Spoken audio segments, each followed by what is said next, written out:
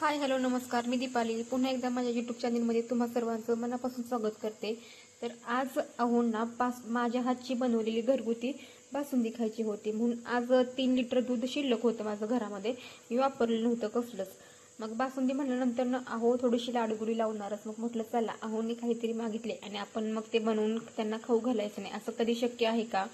म्हटलं चला बासुंदी बनवण्यासाठी घेऊया। तर हे 3 लिटर दूध आहे, याच्यात मी बासुंदी बनवणार आहे। बासुंदी बनवण्यासाठी मी सगळं जे दूध होतं ते एका गाळणीने गाळून पातेल्यामध्ये घेतलेलं आहे। आता हे दूध जे आहे ते निम्म होईपर्यंत मला आटवून घ्यायचं आहे।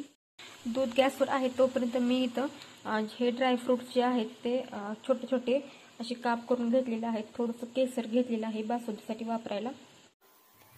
दूध जे आहे ते इथं छान असं उकळी फुटायला लागलेलं आहे। हे दूध पातेल्याच्या बाहेर उतू येऊ नये म्हणून असं मी याला एकसारखं ढवळून घेते।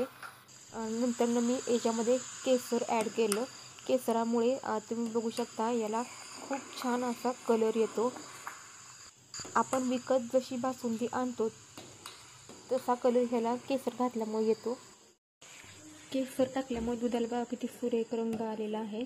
आता या स्टेजला मी त्याच्या भांड्यामध्ये वेलदोडे आणि साखर बारीक करून घेते, कारण की वेलदोडे नुसते बारीक नाही होणार, मग थोडी साखर टाकून बारीक करून घेते। आता ही बारीक केलेली साखर वेलदोड्याची जी पूड आहे ती आता मी या स्टेजला दुधामध्ये ॲड करणार आहे।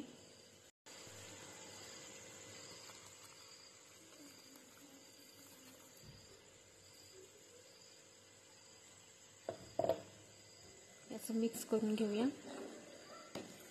अजून थोडीशी साखर मला ॲड करावी लागेल, कारण की वेलदोडी बारीक करण्यासाठी मी साखर ती मिक्सरच्या भांड्यामध्ये लावली होती। अजून 1 ग्लास साखर मी इथे ॲड केलेली आहे। आता एक 5 ते 6 मिनिटे ढवळून घेऊया। तुम्ही बघू शकता इथं आपली विकत जशी बासुंदी भेटते तशी बासुंदी तयार झालेली आहे। तुम्हाला व्हिडिओ आवडला असेल तर लाईक करा, चॅनलला सबस्क्राईब करा, म्हणजे असेच नवीन नवीन व्हिडिओ तुम्हाला पाहायला मिळतील। पुन्हा भेटू अशाच एका व्हिडिओमध्ये, तोपर्यंत सर्वांना धन्यवाद, थँक्यू।